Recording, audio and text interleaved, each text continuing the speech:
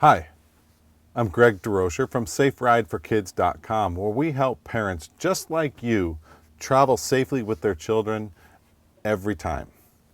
Today I wanted to talk to you about forward-facing child restraints. And I think the first place to start is with why do we want to keep our children in a child restraint? You know, motor vehicle crashes are one of the leading causes of death for children under 14 years old.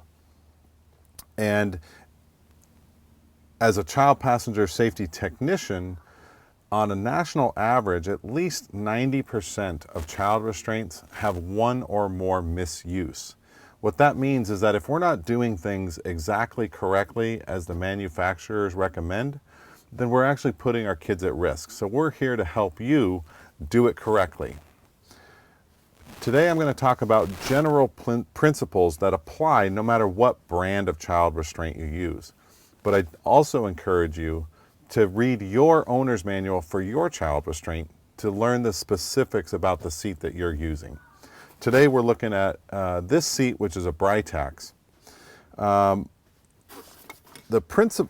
idea of the harness is that the harness is taking the crash energy and restraining the child into the child restraint, and the child restraint is attached to the vehicle.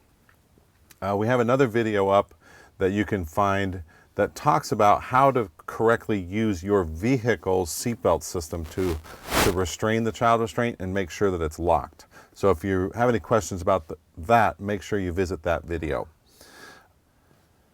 So in a forward-facing position, we want to make sure that these straps are going through the seat at or above the child's shoulder.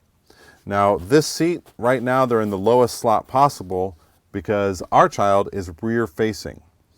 But what I'm going to do is I'm going to show you what that looks like when they're at the correct slot. Okay, so here on the Britax, and this is common for many convertible child restraints, this is what's called the splitter plate. And what you're going to do is you're just going to slip the harness off of the splitter plate.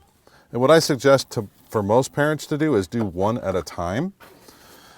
And what you're going to notice also is that these two lower are angled a little bit and the upper ones are more horizontal. But you want to make sure that you check the owner's manual for your seat and make sure that you're going through the correct slot in the child restraint. So then you're just going to feed that harness right back through and reattach it to the splitter plate. And you're going to do that on both sides. The reason I recommend doing them one at a time is so that you make sure that they look the same and that you don't get any twists into the harness strap.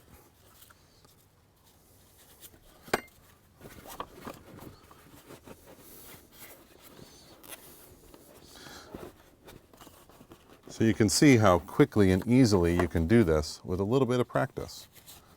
All right, now we're set to go using this seat in a forward-facing position with these properly positioned at or above the child's shoulder. Now that's a little different than rear-facing, where we want the harness going through the child restraint at or below.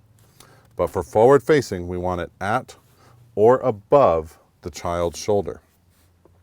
In other words, in a forward impact, we want the child to lean into that strap and not have the strap pulling them down.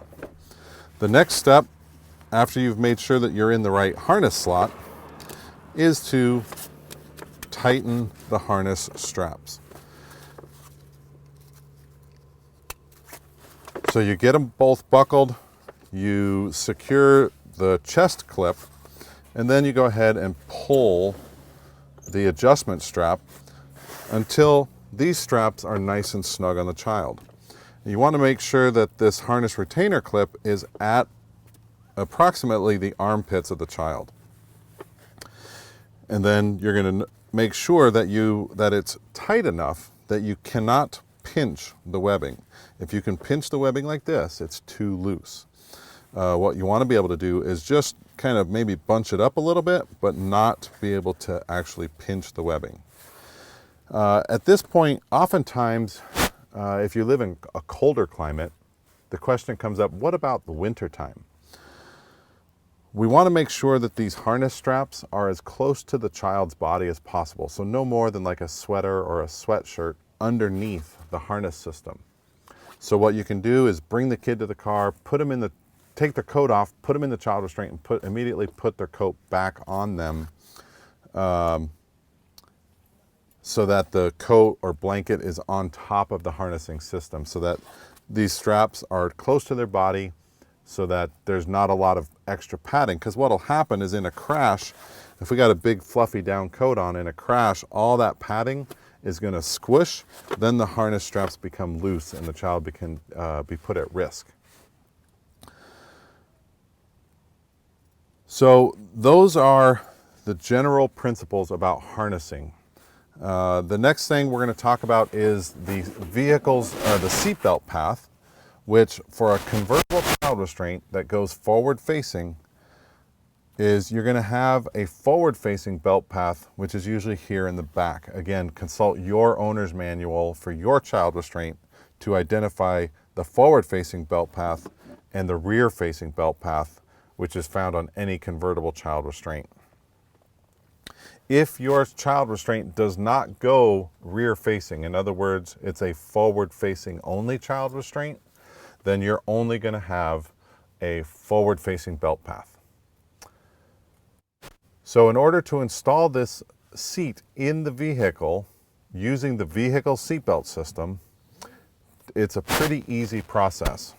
The first thing that you want to do is identify what type of locking mechanism you have in your vehicle. And we have another video posted that you can look for that talks about vehicle locking mechanisms.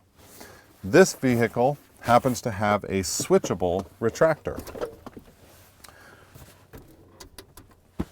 So what we're going to do is first install it using the vehicle seatbelt, and then we're going to talk about the lower anchor system.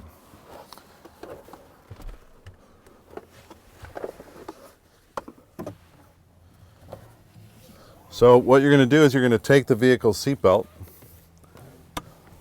route it through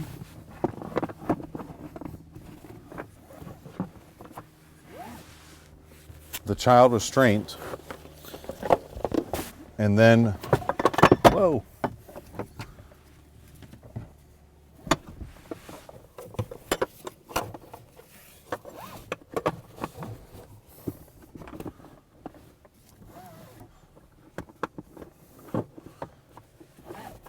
route it through the child restraint and buckle it into the vehicle's seatbelt buckle. Now this particular brand has their own lock-off, and they don't recommend using the switchable retractor. But if you do not have this brand, at this point you would switch the retractor and tighten the child restraint using the vehicle's locking mechanism. Now one way to do that easily is to put just a little bit of pressure on the child restraint while you're pulling on the shoulder portion here, and you can adjust or pull the looseness out of the child restraint by rotating back and forth while you're pulling on the shoulder portion of the seatbelt, making sure that all that extra webbing goes into the child restraint or into the retractor mechanism. At this point, you would use your top tether anchor point that comes with your child restraint, and you're going to identify the anchor point in your vehicle by consulting your vehicle's owner's manual. And what that looks like, a strap and a clip that looks something like this coming off of the top portion of your child restraint. Okay, so here we are at the rear of the vehicle to attach the top tether anchor for the child restraint. You'll notice we went ahead and removed the vehicle's head restraint so that we could get proper positioning of the child restraint in the vehicle. So you're going to consult your owner's manual for your vehicle. You're going to want to look under top tether anchor points under child restraints to identify where the top tether anchor point is in your vehicle. Then you simply attach the top tether strap and then tighten it to where the child restraint is being held snug by the top tether anchor point. So thanks for joining us in this video. I hope it was helpful. If you have any questions, come visit us at saferideforkids.com.